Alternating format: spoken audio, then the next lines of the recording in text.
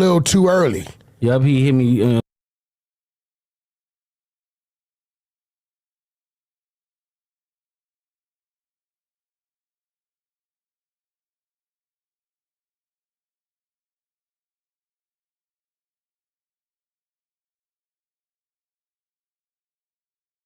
Big U. Eugene Henley is accused of being a longtime leader of the Rollin 60s Crips street gang. Federal prosecutors say Henley ran a criminal enterprise and is accused of a number of crimes, including racketeering, human trafficking, fraud, and the 2021 murder of a musician.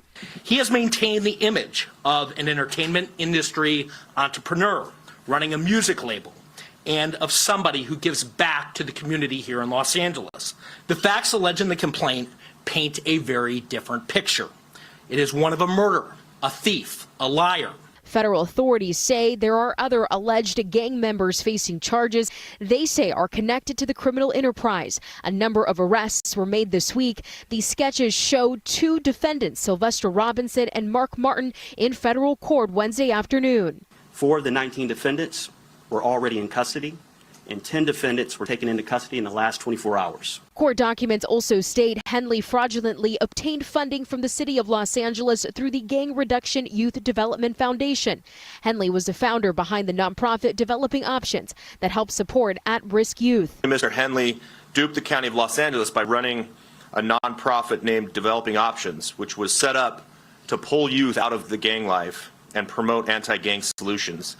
Yet Mr. Henley continued to personally orchestrate violent gang activity that impact our communities. Court documents state Henley had drawn hundreds of thousands of dollars for his own use. Mr. Henley is accused of embezzling donations made by celebrities, professional athletes, and businesses to his charity. Federal prosecutors say Henley could face a 20-year prison sentence if convicted on the racketeering charges.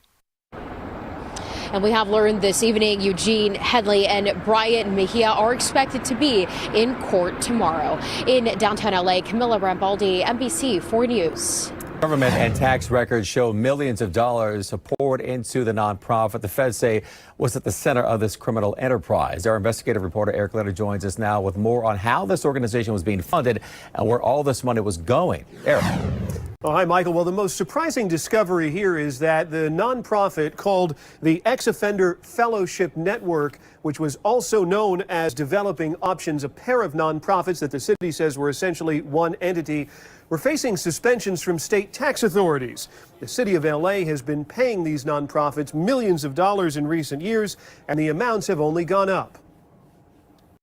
The California Franchise Tax Board issued a suspension notice in April 2024 for one of the nonprofits operated by Eugene Henley Jr., who federal prosecutors in LA announced Wednesday faces racketeering and corruption charges for allegedly misusing money meant for the city's gang intervention efforts.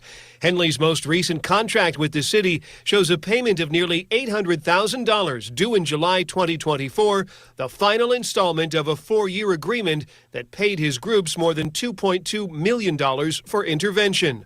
Henley, seen here in a red carpet photo, began forming the nonprofits in 2009, according to state records.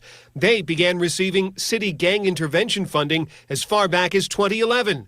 Between 2018 and 2023, LA Comptroller payment records show Henley's groups received around $500,000 a year.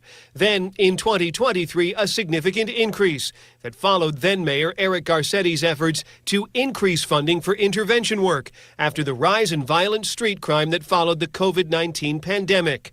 Looking at the tax records for the Ex-Offender Fellowship, which includes the city money and private donations, you can see its revenue went from around $500,000 a year to nearly $800,000, then to nearly $2 million for 2023, the last tax return available. Where was the money going? The tax returns show while Eugene Henley Jr. was paid $95,000 as president and director, nearly all the money collected went to compensate unnamed top staff members, including corporate officers, directors, and trustees. According to the criminal complaint, Henley diverted much of that money to his personal bank accounts, and the feds say he allegedly pocketed tens of thousands of dollars in donations intended for the groups, including a $20,000 contribution from an NBA All-Star. Federal authorities say in addition to all of that, they believe that Henley evaded taxes by not reporting all of this income, was also allegedly involved in a scheme to get a home loan that he wouldn't have qualified for otherwise.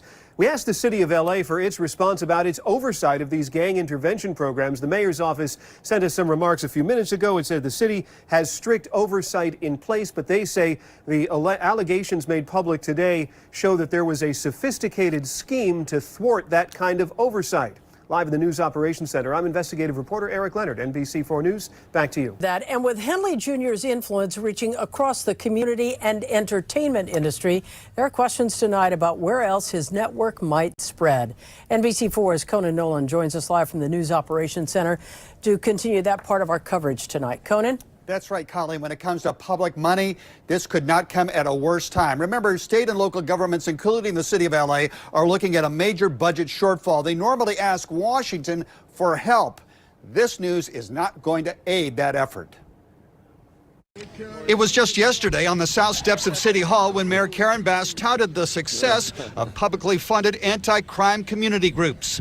A message to Washington not to cut out federal grant money for the mayor's signature effort at fighting gang violence. Through our Gang Reduction and Youth Development Program, also known as GRID, we are directly addressing gang violence through intervention, prevention, and community engagement services. But according to the U.S. Department of Justice today, not all of that money was going to reduce gang violence. Federal authorities say self-described community activist Eugene Henley, also known as Big U, received $2.3 million from the city over 5 years for gang intervention efforts. Money prosecutors say instead went into drug trafficking, fraud, even murder, and Henley's own bank account. A criminal enterprise where hundreds of thousands of dollars were siphoned off that should have gone to charitable purposes, gang reduction, gang intervention. The news comes exactly at the wrong time for those trying to halt the evisceration of federal spending by the Trump administration, and most specifically billionaire Elon Musk. While crime prevention grant money is a tiny fraction of the overall federal budget, it helps with the messaging from the White House, says Jessica Levinson, former chair of the Los Angeles Ethics Commission. She teaches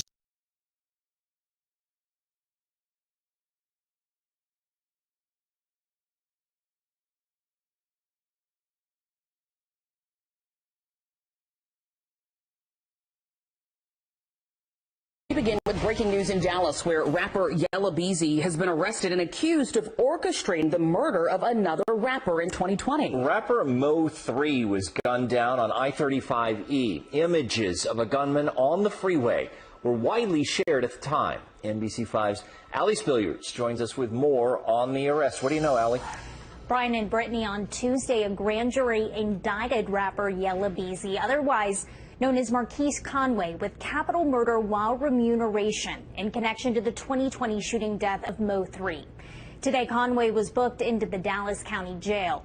A grand jury referral says Conway hired a man named Keywan White to kill Melvin Noble, also known as Mo3. Noble was killed in a brazen attack on I-35 near Marsalis Avenue on November 11, 2020. Police say Noble stopped on the freeway when a dark-colored vehicle approached him. They say that's when the man in the other vehicle got out of his car with a gun and began walking towards Noble's car. Noble then got out and ran away. Investigators say the armed man chased Noble and fired several shots, hitting him at least once. A second person in a nearby car was also struck but survived. Now, up until now, Keywan White and another man named Devin Brown had been indicted on a murder charge linked to that shooting. While police have said White is the suspected shooter, they said Brown was upset over a relationship. As for Yella Beezy's alleged involvement, police have not given a potential motive. All right, the Justice Department, meanwhile, announcing 3 people are under arrest for allegedly trying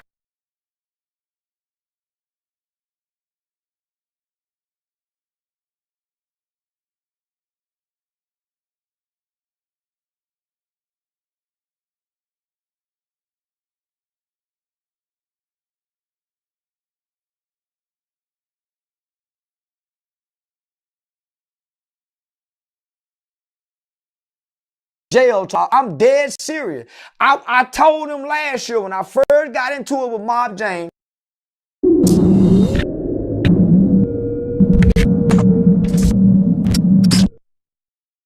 Now, Brick Baby. By the way, funny, when Brick Baby put that $10,000 on his head, I didn't have to say nothing. The district attorney's office immediately sent that video to the California Bureau of Investigation. They immediately sent that to, I didn't have to say nothing. I didn't have to call no Brick Baby, put his own self into this FBI shit by jumping online. And then he said, I'm in Houston. So what did they do now? Contact the people in Houston? Because that's where he made the, you can't, come on, homie, they playing online. They playing gangster. They playing gangster online. What the fuck? I didn't have to call no, they act as if these people are not watching this shit. I said, man, what the fuck? And this is what I would read. They said, listen, you can't go undo that, Brick. You can't undo that, Brick Baby. You can't come back and say I was just playing and, oh, that's just a misdemeanor.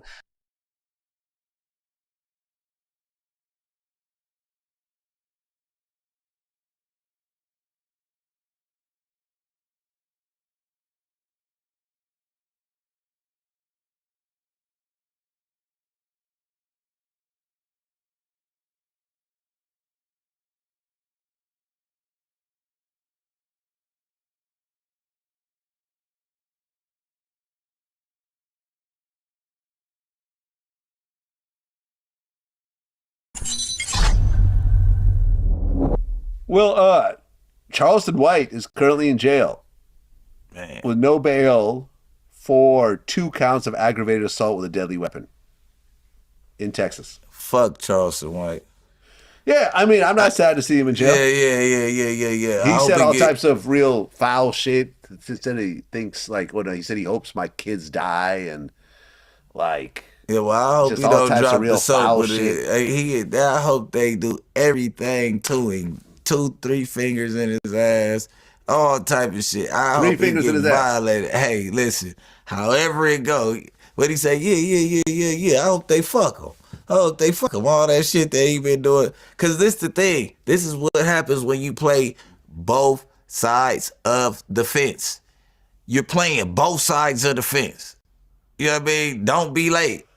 He playing both sides of the fence, and he's tricking people to make it seem like he's a community activist. Yeah, no, he's not. Yeah, that's my boy Hollywood homeboy. But you're tricking the world to believe that you're for the community, and the stuff that's going on in Chicago is like outright inhumane, and it is. It is, but the wrong voice though. Like, if fuck Chicago all over the world, he thinks that gang.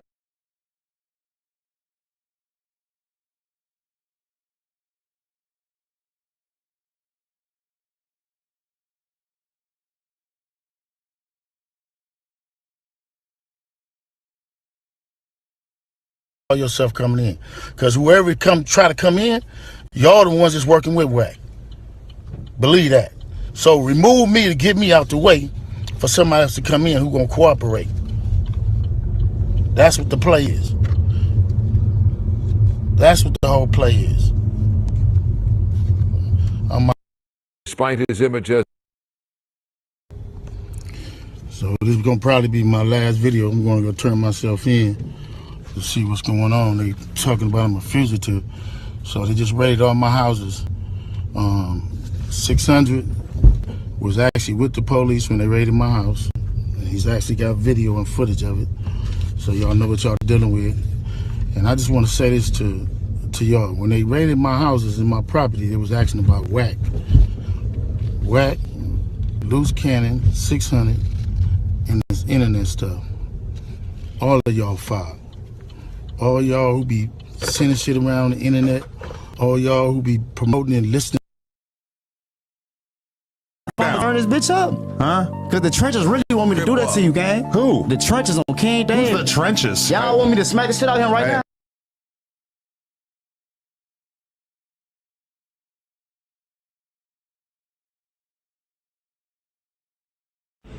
Yeah, man. Nigga out here in Houston, man. And 6, I got a dime on Charleston White head. It could be more. Yeah, man. Nigga out here in Houston, man.